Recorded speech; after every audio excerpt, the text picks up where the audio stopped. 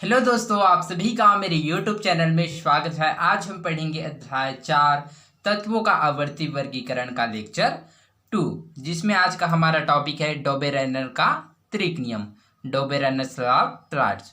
Okay, तो चलिए इस टॉपिक में आगे बढ़ते हैं। जर्मन वैज्ञानिक डोबेरेनर ने परमाणु भार के आधार पर तत्वों का वर्गीकरण किया। ओके, तो जो जर्मन वैज्ञानिक है डोबेरेनर, उसने परमाणु भार के आधार पर तत्वों का वर्गीकरण किया। ओके, तो परमाणु भार, जिसको आप लोग परमाणु द्रव्यमान की भी नाम से भी जानते हैं, उन्होंने जब समान गुणधर्म वाले 3 तत्वों जैसे पोटेशियम, लिथियम और सोडियम को परमाणु भार के बढ़ते क्रम में एक के नीचे एक रखा, तब उन्होंने देखा कि बीच वाले तत्व का परमाणु भार अन्य 2 तत्व के परमाणु भार का औसत होता है। ओके, तो डोबेरेनर क्या है, समान गुण प्रदर्शित करने वाले 3 तत्व जैसे कि पोटेशियम, लिथियम और सोडियम को उनके परमाणु भार के बढ़ते हुए क्रम में रखा। जैसे कि आप लोग देख सकते हैं, लिथियम, सोडियम और पोटेशियम को परमाणु भार के बढ़ते हुए क्रम में लिखा गया है। तो लिथियम का जो परमाणु भार वह 6.9, सोडियम का 23 और पोटेशियम का परमाणु भार 39.1। तो उन्होंने पाया कि जो बीच वाले तत्व जैसे कि सोडियम है, वह अन्य 2 तत्व लिथियम और पोटेशियम की परमाणु भार का औसत होता है। कैसे, तो चलिए देखते हैं। जैसे कि लिथियम का परमाणु भार कितना है, 6.9। तो यह होगा लिथियम का परमाणु भार प्लस पोटेशियम का परमाणु भार है 39.1 इसका औसत। ओके, तो divided by 2, 6.9 plus 31.1 divided by 2। Okay, तो 6.9 प्लस 31.1 को प्लस करते हैं तो कितना होगा, वह 46 होता है और डिवाइडेड बाय 2। अब इसको 2 से डिवाइड करते हैं तो कितना होगा, 2 एकम 2, 2 दूनी 4 और 2 दिए 6, 23। जैसे कि आप लोग देख सकते हैं कि जो 23 किसका परमाणु भार है, वह सोडियम का। ओके, तो अर्थात जो सोडियम है वह अन्य 2 तत्वों की लिथियम तथा पोटेशियम के परमाणु भार का औसत होता है। जैसे कि आप लोग देख सकते हैं कि 2 तत्वों के परमाणु भार का औसत होता है। JW डोबेरेनर। ओके, तो चलिए डोबेरेनर के बारे में जान लेते हैं। JW डोबेरेनर 1782-1849। जोहान विल्फ्रांक डोबेरेनर ने जर्मनी के म्यून्सबर्ग में औषधिक विज्ञान की पढ़ाई की और उसके बाद स्ट्रैसबर्ग में रसायन शास्त्र का अध्ययन किया। ओके, तो जो जोहान विल्फ्रांक डोबेरेनर है, उन्होंने जर्मनी के म्यून्सबर्ग में औषधिक विज्ञान का पढ़ाई किया। उसके पश्चात स्ट्रैसबर्ग में रसायन शास्त्र का अध्ययन किया। उन्होंने सबसे पहले प्लेटिनम को उत्प्रेरक के रूप में पहचाना।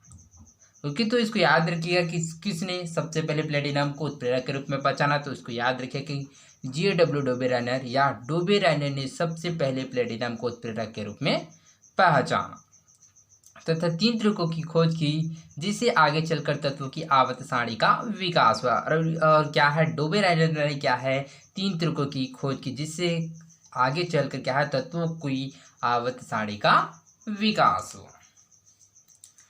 यहाँ सोडियम का परमाणु भार लिथियम और पोटेशियम के परमाणु भार के औसत के निकट है। ओके, तो जैसे कि हमने देखा कि जो सोडियम का जो परमाणु भार कितना आया, इसका जो काउंट किया तो वो 23। तो क्या है, सोडियम का परमाणु भार लिथियम और पोटेशियम के परमाणु भार का औसत है। इसके गुणधर्म भी लिथियम और पोटेशियम के गुणधर्मों के मध्य है और सोडियम का जो गुण है वह लिथियम और पोटेशियम के गुणों के मध्य स्थित है। डोबेरेनर ने तत्वों के परमाणु भार और उसके गुणधर्मों के बीच इस संबंध को एक नियम के रूप में प्रतिपादित किया कि समान गुणों वाले 3 तत्वों को यदि उनके बढ़ते हुए परमाणु भार के क्रम में व्यवस्थित किया जाए तो समूह के बीच वाले तत्व का परमाणु भार तथा गुणधर्म शेष 2 तत्वों के परमाणु भारों का औसत तथा गुणधर्म उनके मध्य के होते हैं। ओके, तो डोबेरेनर ने इस त्रिक नियम में क्या बताया, तो डोबेरेनर ने इस त्रिक नियम में बताया कि जो यदि समान गुणधर्म प्रदर्शित करने वाले 3 तत्व जैसे कि लिथियम, सोडियम और पोटेशियम, ओके, तो 3 तत्वों को क्या है, उसके परमाणु भार के बढ़ते हुए क्रम में रखते हैं, तो जो बीच वाला तत्व का जो परमाणु भार होता है वह शेष अन्य 2 तत्वों के परमाणु भार का औसत होता है तथा उसका जो गुणधर्म होता है वह इन 2 तत्वों के मध्य स्थित होता है। इसे ही डोबेरेनर का त्रिक नियम या डोबेरेनर्स लॉ ऑफ ट्रायड्स कहते हैं। ओके, डोबेराइनर उस समय तक ज्ञात तत्वों में से केवल 3 त्रिकी बना सके थे, साढ़े दो। ओके, तो डोबेराइनर क्या है, उस समय केवल 3 त्रिकी बना सके थे, जो साढ़े दो में दिखाया गया है। तो चलिए साढ़े दो को देखते हैं। सारणी दो, डोबेराइनर के त्रिक। ओके, तो जैसे कि आप लोग सारणी दो में देख सकते हैं तत्वों की त्रिक, पहला, दूसरा और तीसरा। पहला में है लिथियम, सोडियम, पोटेशियम। दूसरा में है कैल्शियम, स्ट्रोंशियम और बेरियम। और तीसरा में है क्लोरीन, ब्रोमीन और आयोडीन। ओके, तो डोबेराइनर क्या है, उस समय केवल 3 त्रिक ही बना सके थे। ओके, तो पहला है लिथियम, सोडियम, पोटेशियम का। दूसरा है कैल्शियम, स्ट्रोंशियम, बेरियम का। और तीसरा है क्लोरीन, ब्रोमीन और आयोडीन का। यह नियम कुछ ही तत्वों के लिए सही पाया गया, इसलिए त्रिक में वर्गीकृत करने की यह पद्धति सफल नहीं रही। ओके, तो यह नियम में क्या है, केवल कुछ ही तत्वों के लिए सही पाया गया, जैसे कि लिथियम, सोडियम, पोटेशियम के लिए, कैल्शियम, स्ट्रोंशियम, बेरियम और क्लोरीन, ब्रोमीन और आयोडीन के लिए, जिसके कारण यह पद्धति क्या है, सफल नहीं रहा। जैसे ही परमाणु भार के आधार पर तत्वों की गुणधर्मों की समानता का पता चला, वैसे ही कई तरह से तत्वों को स्थित करने के प्रयास किए जाने लगे। ओके, तो जिस प्रकार से परमाणु भार के आधार पर तत्वों के जो गुणों की समानता का पता चला, ठीक वैसे ही क्या है, तत्वों को व्यवस्थित करने के प्रयास किए जाने लगे। ऐसा ही एक प्रयास न्यूलैंड्स ने भी किया। ओके, तो ठीक इसी प्रकार का प्रयास किसने किया, न्यूलैंड्स। तो चलिए न्यूलैंड्स का नियम के बारे में जान लेते हैं। न्यूलैंड्स का अष्टक सिद्धांत, न्यूलैंड्स लॉ ऑफ ऑक्टेव्स। क्या आप जानते हैं, भारतीय संगीत प्रणाली में 7 सुर होते हैं, सा, रे, ग, म, प, ध, नि। ओके, तो जैसे आप लोग पहले से जानते हैं कि जो भारतीय संगीत है उसमें 7 संगीत या 7 सुर होता है, वह है सा, रे, ग, म, प, ध, नि। पाश्चात्य संगीत में ये सुर है डो, रे, मी, फा, सो, ला, टी। ओके, तो जो पाश्चात्य संगीत वेस्टर्न म्यूजिक है उसमें भी 7 सुर है, वह है डो, रे, मी, फा, सो, ला, टी। प्रत्येक 8वां सुर पहले सुर जैसा होता है तथा वह अगली पंक्ति का पहला सुर होता है। ओके, तो जैसे कि भारतीय संगीत में सा, रे, ग, म, प, ध, नि, सा, तो ये सा क्या हो गया, इसका 8वां सुर होता है, और यही क्या है, सा पहले सुर जैसा होता है तथा वह अगली पंक्ति का पहला सुर होता है। ओके, जैसे कि सा, रे, ग, म, प, ध, नि, सा। ओके, तो जो सा आ रहा है वो क्या है, 8वां सुर है, लेकिन वह अगली पंक्ति का पहला सुर होता है। इन सुरों की सहायता से संगीत की रचना की जाती है, तो इन्हीं सुरों की सहायता से क्या है, संगीत की रचना किया जाता है। डोबेराइनर के प्रयासों ने दूसरे रसायनज्ञों का ध्यान इस ओर आकर्षित किया कि तत्व के गुणधर्म उनके परमाणु भार से संबंधित होते हैं। ओके, तो जैसे कि हमने डोबेराइनर का त्रिक नियम में जाना कि जो डोबेराइनर ने क्या है, समान गुण प्रदर्शित करने वाले तत्व को उनके परमाणु भार के बढ़ते क्रम में रखा। तो इसमें बताया गया है कि जो डोबेराइनर के प्रयोग ने क्या है, दूसरे रसायनों को क्या है, ध्यान क्या इस ओर आकर्षित किया कि जो तत्व के गुण है उनके परमाणु भार से संबंधित होते हैं। इसी क्रम में ब्रिटिश वैज्ञानिक जॉन अलेक्जेंडर न्यूलैंड्स 1837 से 1898 ने अष्टक का नियम दिया। ओके, तो ठीक इसी क्रम में क्या है, ब्रिटिश वैज्ञानिक जॉन अलेक्जेंडर न्यूलैंड्स ने भी अष्टक का नियम दिया, जिसके अनुसार यदि तत्वों को उनके बढ़ते हुए परमाणु भार के क्रम में व्यवस्थित किया जाए तो वे इस प्रकार क्रमबद्ध हो जाते हैं कि एक निश्चित अंतराल के बाद उनके गुणों की पुनरावृत्ति होती है, और प्रत्येक 8वें तत्व की विशेषता या गुणधर्म पहले तत्व के गुणधर्म से मिलते हैं। ओके, तो न्यूलैंड्स के अष्टक सिद्धांत के अनुसार क्या है, न्यूलैंड्स ने तत्वों को उनके बढ़ते हुए परमाणु भार के क्रम में व्यवस्थित किया। जैसे कि आप लोग इस सारणी में देख सकते हैं कि न्यूलैंड्स ने क्या है, तत्वों को उनके परमाणु भार के बढ़ते हुए क्रम में व्यवस्थित किया। तो उन्होंने पाया कि जो एक निश्चित अंतराल के बाद क्या है, उनके गुणों की पुनरावृत्ति होते हैं। ओके, तो उन्होंने पाया कि जो प्रत्येक 8वां तत्व है वह पहले तत्व के समान गुण प्रदर्शित करता है। उन्होंने इसकी तुलना संगीत के सुरों से की, इसलिए इसे अष्टक का सिद्धांत कहा जाता है। ओके, तो इसकी तुलना उन्होंने किससे किया, संगीत से किया, जिसके कारण इसके अष्टक का सिद्धांत कहा जाता है। तो न्यूलैंड्स का अष्टक सिद्धांत क्या है, तो इसमें याद रखिएगा कि जो न्यूलैंड्स ने तत्वों को उनके परमाणु भार के क्रम में व्यवस्थित किया, तो उन्होंने पाया कि निश्चित अंतराल के बाद तत्वों के गुणों की पुनरावृत्ति होती है। तो उन्होंने पाया कि जो प्रत्येक 8वें तत्व है की जो विशेषता है वह पहले तत्व, जैसे कि प्रत्येक 8वें तत्व, जैसे कि यहाँ पर फ्लोरीन, तो फ्लोरीन का जो गुण है वह हाइड्रोजन से मिलता है। तो प्रत्येक 8वें तत्व पहले तत्व के समान गुण प्रदर्शित करता है, इसकी तुलना उन्होंने संगीत के सुरों से की, जिसके कारण इसको अष्टक का सिद्धांत या लॉ ऑफ ऑक्टावस कहते हैं। ओके, इसे उन्होंने सबसे कम परमाणु भार वाले तत्व हाइड्रोजन से प्रारंभ किया तथा 56वें तत्व थोरियम पर समाप्त किया। ओके, तो न्यूलैंड्स ने क्या है, सबसे पहले सबसे कम परमाणु भार वाले तत्व जैसे कि हाइड्रोजन, तो हाइड्रोजन से इसको क्या है प्रारंभ किया तथा 56वें तत्व थोरियम पर समाप्त किया। 3.5 न्यूलैंड्स का अष्टक, जैसे कि आप लोग सारणी में देख सकते हैं, भारतीय संगीत के सुर सा रे ग म प ध नी और पाश्चात्य संगीत के सुर है डो रे मी फा सो ला टी। तत्व जैसे कि इसको परमाणु भार के क्रम में व्यवस्थित किया गया है, परमाणु भार के बढ़ते हुए क्रम में व्यवस्थित किया गया है। तो पहला हाइड्रोजन, उसके पश्चात लिथियम, उसके पश्चात barium, boron, carbon, nitrogen, oxygen, fluorine, sodium, magnesium, aluminium, silicon, phosphorus, sulphur, chlorine, potassium, calcium, chromium, titanium, magnesium, manganese और आयरन। न्यूलैंड्स के अष्टक में हाइड्रोजन और फ्लोरीन के गुणधर्म समान थे। ओके, तो न्यूलैंड्स के जो अष्टक है उसमें हाइड्रोजन और फ्लोरीन के गुणधर्म समान थे। ओके, जैसे कि आप लोग इसको काउंट कर सकते हैं, ये फ्लोरीन की 8 तत्व है हाइड्रोजन के पश्चात, जैसे कि 1 2 3 4 5 6 7 और 8। फ्लोरीन हाइड्रोजन के बाद 8वां तत्व है। इसी तरह लिथियम और सोडियम में समानता है। ठीक इसी प्रकार लिथियम और सोडियम में भी समानता है, क्योंकि लिथियम के पश्चात 8वां तत्व सोडियम है। न्यूलैंड्स की सारणी में कई विसंगतता पाई गई जैसे। ओके, तो न्यूलैंड्स की सारणी में भी क्या है, कई विसंगतता या लिमिटेशंस या सीमाएं पाए गए, जैसे कि तो चलिए देखते हैं। यह केवल 56 तत्व तक ही सीमित थी, वह इसमें नए तत्वों के लिए कोई रिक्त स्थान नहीं था। ओके, तो इसमें सबसे पहले याद रखना कि यह केवल 56 तत्वों तक ही सीमित था और इसमें कोई नए तत्व के लिए रिक्त स्थान नहीं था। यह सिद्धांत केवल कैल्शियम तक ही लागू होता था। यहाँ तक, कहाँ तक, कैल्शियम तक, क्योंकि कैल्शियम के बाद 8वें तत्व के गुणधर्म पहले तत्व से नहीं मिलते थे। ओके, तो दूसरा है कि जो यह सिद्धांत केवल कैल्शियम तक ही लागू होता था। क्यों? क्योंकि जो कैल्शियम के बाद 8वां तत्व है उसका जो गुण है वह कैल्शियम या 8वें तत्व से नहीं मिलता था। कुछ तत्व जिनके गुण समान नहीं है उन्हें एक ही समूह में स्थान दिया गया। ओके, तो इस तालिका में या फिर इस सारणी में क्या है, कुछ तत्व ऐसे भी हैं जिसके जो गुण समान नहीं है फिर भी उनको एक ही समूह में स्थान दिया गया है।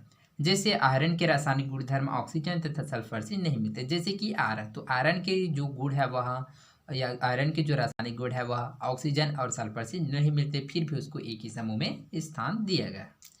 अतः इस नियम के अनुसार भी तत्व का सफल वर्गीकरण नहीं किया जा सका। ओके, तो इस कारण से क्या है, जो इस नियम के अनुसार भी या इस सिद्धांत के अनुसार भी तत्व का सफल वर्गीकरण नहीं किया जा सका। प्रश्न पहला, दी गई सारणी का अवलोकन कीजिए और बताइए कि। ओके, तो इस दी गई सारणी का अवलोकन करेंगे, उसके पश्चात इसका आंसर देंगे। ओके, जैसे कि यहाँ पर देखा समूह तत्व परमाणु भार, समूह ब तत्व परमाणु भार, समूह स तत्व और परमाणु भार। पहला है समूह अ के मध्य में कौन सा तत्व आएगा। समूह अ के पहले में क्या है कि मध्य में कौन सा तत्व आएगा। दूसरा है समूह ब के मध्य वाले तत्व का परमाणु भार क्या होगा, दूसरे तत्व का परमाणु भार क्या होगा, और समूह स के मध्य वाले तत्व का परमाणु भार क्या होगा, और स वाले समूह स का जो तत्व है, जो मध्य वाले जो तत्व है उसका भी परमाणु भार क्या होगा। दूसरा है डोबेरेंडर की वर्गीकरण की क्या सीमा है। तीसरा है सांडचिन्ह के आधार पर बताइए सोडियम के गुण किन किन तत्वों से मिलते हैं। ओके, तो इस क्वेश्चन का आंसर हम लोग कल देखेंगे। तो चलिए आगे बढ़ते हैं। तो हमारा अगला टॉपिक है लुथर-मेयर का परमाणु आयतन वक्र, लुथर-मेयर्स एटॉमिक वॉल्यूम कर्व। तो चलिए लुथर-मेयर का परमाणु आयतन वक्र में आगे बढ़ते हैं। जर्मन वैज्ञानिक लुथर-मेयर 1830 से 1895 ने तत्व के परमाणु भार तथा परमाणु आयतन की मध्य ग्राफ बना। ओके, तो जर्मन वैज्ञानिक लुथर-मेयर ने कहा तत्व के परमाणु भार तथा परमाणु आयतन के मध्य ग्राफ बना। जैसे कि आप लोग ग्राफ में देख सकते हैं परमाणु भार एवं परमाणु आयतन के मध्य ग्राफ बना। उन्होंने देखा कि वक्र में सोडियम, पोटेशियम और रुबिडियम तत्व वक्र के उच्चतम शिखर पर। ओके, उन्होंने पाया कि जो सोडियम, पोटेशियम और रुबिडियम है वह तत्व की उच्चतम शिखर पर स्थित है। जैसे कि आप लोग देख सकते हैं सोडियम, पोटेशियम और रुबिडियम में तीनों वक्र के उच्चतम शिखर पर स्थित है। तत्व फ्लोरीन, क्लोरीन और ब्रोमीन चढ़ाव के बीच स्थित है। ओके, तो फ्लोरीन, क्लोरीन और ब्रोमीन ये तीनों तत्व क्या है, इस वक्र के चढ़ाव पर स्थित है। जैसे कि आप लोग देख सकते हैं, ये फ्लोरीन है, ये क्लोरीन है और ब्रोमीन, ये तीनों तत्व वक्र के चढ़ाव पर स्थित है। मैग्नीशियम, कैल्शियम आदि धातु वक्र में घटाव वाले भागों पर तथा ओके, तो जो मैग्नीशियम, कैल्शियम ये क्या है, घटाव वाले भागों पर स्थित है। तो क्या है, मैग्नीशियम और कैल्शियम। ओके, तो आप लोग देख सकते हैं कि जो मैग्नीशियम और कैल्शियम ये दोनों क्या है, घटाव वाले स्थान पर स्थित है। जैसे कि मैग्नीशियम का घटाव इस साइड और कैल्शियम का घटाव इस साइड, तो दोनों घटाव वाले स्थान पर स्थित है। तथा बेरिलियम, बोरान, कार्बन, एल्यूमिनियम आदि धातु वक्र के निम्नतम बिंदु पर स्थित है। चित्र एक। ओके, जैसे कि आप लोग चित्र एक में देख सकते हैं कि चित्र एक लूथर मेयर का वक्र। तो लूथर मेयर ने परमाणु भार और परमाणु आयतन की मध्य वक्र खींचा, परमाणु आयतन पर सेंटीमीटर क्यूब प्रति मोल। ओके, लूथर मेयर का ग्राफ। तो आप देख सकते हैं कि जो बेरिलियम, बोरान और कार्बन, एल्यूमिनियम ये सभी धातु क्या है, वक्र के निम्नतम बिंदु पर स्थित है। बेरिलियम, बोरान, कार्बन और एल्यूमिनियम निम्नतम बिंदु पर स्थित है। ओके, तो आप लोगों को समझ आया होगा कि जो लूथर मेयर ने क्या है, तत्वों को परमाणु भार एवं परमाणु आयतन के मध्य ग्राफ बनाया।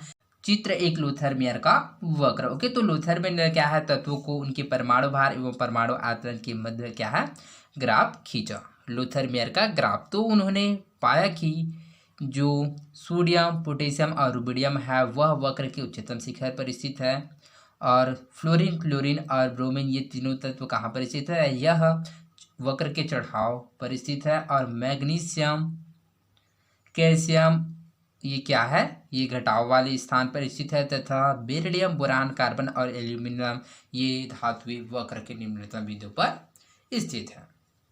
इसके आधार पर उन्होंने देखा कि समान गुणों वाले तत्व वक्र में समान स्थानों पर स्थित है, अर्थात तत्वों की परमाणु आयतन उनके परमाणु भार के आवर्ती फलन पीरियोडिक फंक्शन होते हैं।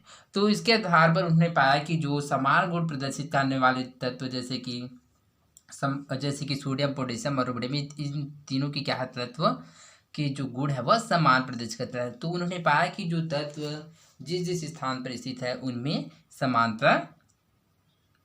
एक ही प्रकार की समानता है। तो उन्होंने पाया कि तत्व के जो परमाणु आयतन है उनकी परमाणु भार के आवर्ती फलन या पीरियोडिक फंक्शन होते हैं। जब लूथर मेयर के द्वारा परमाणु आयतन और परमाणु भार के आधार पर तत्वों का वर्गीकरण किया गया, उसी दौरान मेंडलीव द्वारा परमाणु भार और तत्व की भौतिक एवं रासायनिक गुणधर्मों के आधार पर वर्गीकरण सरल रूप में प्रस्तुत किया गया। ओके, तो उस समय क्या है, जब लूथर मेयर ने क्या है, परमाणु आयतन और परमाणु भार के आधार पर तत्वों का वर्गीकरण किया, तो उसी दौरान क्या है, मेंडलीव ने भी परमाणु भार और तत्वों की भौतिक एवं रासायनिक गुणधर्मों के आधार पर वर्गीकरण सरल रूप में प्रस्तुत किया गया। लूथर मेयर ने तत्वों की गुणधर्मों के लिए आवर्ती शब्द का उपयोग कर मेंडलीव को एक दिशा दी, जिससे मेंडलीव को अपनी आवर्त सारणी बनाने में सहायता मिली। ओके, तो लूथर मेयर ने क्या है, तत्वों की गुणों के लिए आवर्ती शब्द का उपयोग किया, तो मेंडलीव को एक दिशा दे कि जिससे मेंडलीव को अपनी आवर्त सारणी बनाने में सहायता मिला। ओके, तो आज के लिए बस इतना ही। तो चलिए जल्दी से रिवाइज कर लेते हैं कि आज हमने क्या क्या सीखा। तो सबसे पहले हमने जाना डोबेरेनर का त्रिक नियम। तो चलिए इस नियम के बारे में जानते हैं। तो डोबेरेनर ने क्या है, समान गुण प्रदर्शित करने वाले तीन तत्वों को उनके परमाणु भार के क्रम में व्यवस्थित किया। ओके, तो उन्होंने पाया कि जो बीच वाले तत्व होता है वह शेष अन्य दो तत्वों के परमाणु भार का औसत होता है, तथा उनका जो गुण होता है वह भी उनके औसत स्थित होता है। तो इसे ही डोबेरेनर का त्रिक नियम कहते हैं। ओके, तो जैसे कि हमने एग्जाम्पल पे देखा था लिथियम, सोडियम और पोटेशियम। तो लिथियम का जो परमाणु भार होता है वह होता है 6.9, सोडियम का 23 और पोटेशियम का 31.1। तो डोबेरेनर के नियम के अनुसार समान गुण प्रदर्शित करने वाले तीन तत्वों जैसे कि लिथियम, सोडियम, पोटेशियम को उनके बढ़ते हुए परमाणु भार के क्रम में व्यवस्थित करने पर जो बीच वाला तत्व होता है जैसे कि सोडियम, वह शेष अन्य दो तत्व लिथियम और पोटेशियम के परमाणु भार का औसत होता है। ओके, तो चलिए देखते हैं। तो इसका लिथियम और पोटेशियम का औसत देते हैं 31.1 डिवाइडेड बाय 2। तो ये होगा कितना होगा, 31 + 6.9 ये कितना होगा, 40 6 डिवाइडेड बाय 2। तो इसका 2 से डिवाइड करते हैं तो हम कितना प्राप्त होता है, 2 दूनी 4 और 2 तिया 6, 23। अर्थात सोडियम क्या है, इनके परमाणु भार का औसत होता है तथा इसके जो गुण है वह भी इनके मध्य स्थित होता है। ओके, और जो सोडियम का जो गुण है वह लिथियम और पोटेशियम के मध्य स्थित होता है। इसे ही डोबेरेनर का त्रिक नियम कहते हैं। ओके, तो इसके पश्चात हमने न्यूलैंस का अष्टक नियम के बारे में जाना। तो न्यूलैंस के अष्टक नियम के अनुसार क्या है, तो न्यूलैंस ने तत्वों को उसकी परमाणु भार की बढ़ते हुए क्रम में व्यवस्थित किया। तो उन्होंने पाया कि जो 8वां तत्व होता है वह पहले तत्व का समान गुण प्रदर्शित करता है। तो इसकी तुलना उन्होंने संगीत से की, जिसके कारण उसके न्यूलैंस का अष्टक नियम या न्यूलैंस लॉ ऑफ ऑक्टेवस कहते हैं। ओके, तो इसके पश्चात हमने लूथर मेयर का परमाणु आयतन वक्र, Luther mayor atomic volume curve, इसके बारे में जाना। तो लूथर मेयर क्या है, तत्वों के परमाणु भार तथा परमाणु आयतन के मध्य ग्राफ बना। ओके, तो आई होप आप लोगों को समझ आया होगा। तो आज के लिए बस इतना ही, मिलते हैं अगले वीडियो में। धन्यवाद।